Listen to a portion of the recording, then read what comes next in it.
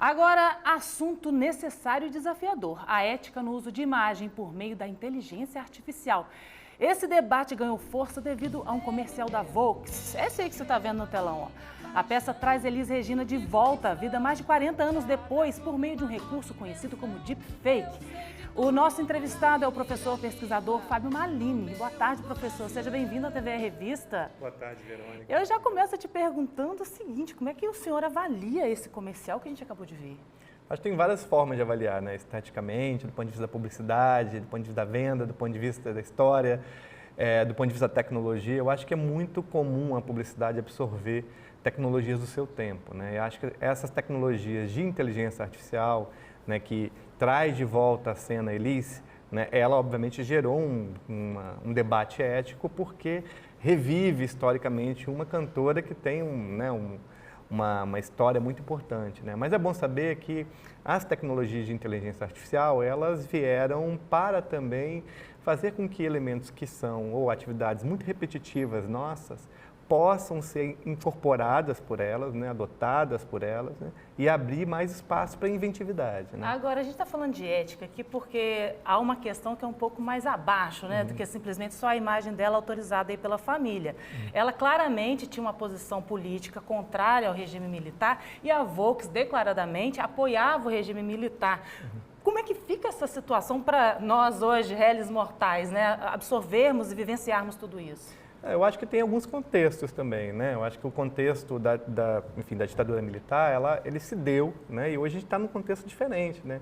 Eu acho que Elis, é bom lembrar também que Elis, ela mobilizou uma campanha e um movimento social contra a guitarra elétrica, por exemplo, né? Então, é para mostrar que muitas vezes o novo, né, ele muitas vezes choca a gente mesmo. Eu acho que a grande preocupação talvez não seja descolar a posição favorável, política aqui ao colar, mas talvez o direito de imagem da família ser um pouco mais organizado, né? É complicado isso aí, né, Malini? Mas olha só, trazendo agora para a nossa realidade, né?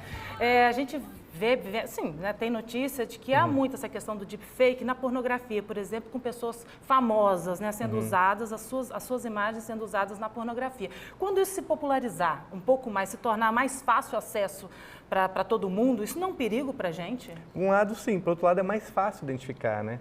Porque se você tem características padronizadas de utilização de imagens automatizantes, você também tem a mesma tecnologia que faz inventar, faz também identificar de maneira muito rápida. É mais ou menos a mesma coisa na educação, né? Quando a pessoa faz um trabalho com inteligência artificial, né? E aí você tem um problema hoje que o professor consegue identificar mais rapidamente quando também é um trabalho que é um trabalho, aspas, feito via inteligência artificial. Então vai ficar mais fácil a gente identificar também vídeos como esses, pornográficos, do que, por exemplo, muitas vezes identificar vídeos que não são feitos pornográficos, sem autorização das pessoas que circulam, né? E que muitas vezes a gente não consegue identificar, né, como sociedade, né?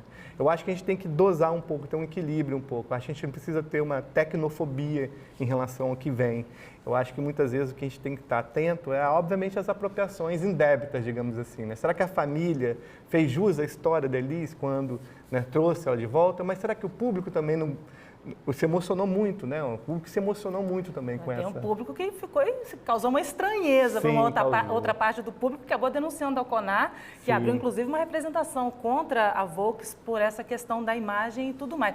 Então, na sua opinião, o senhor acredita que não há necessidade de pânico? Eu acho que não é uma questão de tecnofobia. Eu acho que a gente tem que agora fazer uma apropriação para fazer com que essas inteligências todas não reduzam a nossa inventividade.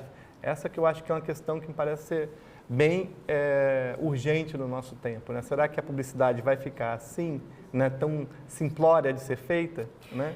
Não há uma regulamentação aqui no Brasil em relação à inteligência artificial ainda. O senhor acha que essa regulamentação, passando aí por políticas públicas também, seria um bom caminho? Depende, porque tem regulamentação que piora. Nossa, aí o desafio fica ainda maior, professor. Tem regulamentação que piora muito. Acho que a gente tem que ter, na verdade, o CONAR, por exemplo, é autorregulamentação. É um caminho possível. Eu acho que a gente vai, como no direito, né? Ou seja, a gente vai testando, vendo os casos, e esses casos vão tendo as suas jurisprudências, digamos assim, né? Eu acho que esse é o caminho, porque É isso, como foi a guitarra elétrica, que ele foi contra, porque considerava que iria destruir a música brasileira. A gente acabou de ter uma introdução agora, numa base totalmente com uma guitarra fantástica. Então, isso mostra que as apropriações tecnológicas, ela tem o seu tempo, as suas limitações e, obviamente, né, as suas responsabilidades. Eu acho que isso é cada qual vai trazer esse debate, como esse debate trouxe, o CONAR vai analisar, né, e julgar se vai precedente ou não. Muito dificilmente a publicidade vai deixar de ver. Porque essa mesma tecnologia pode reavivar uma pessoa, por exemplo, que sofreu um acidente de trânsito, veio a morrer e a família autoriza para essa pessoa fazer uma campanha, né, que seja de conscientização. Então, o uso e a apropriação é que me parece ser o grande X da questão. Vamos aguardar as cenas dos próximos capítulos sobre a questão da inteligência artificial, gente. Professor Fábio Malino, obrigada, tá bom? Eu que agradeço. Vamos continuar, então, acompanhando. Tá bom.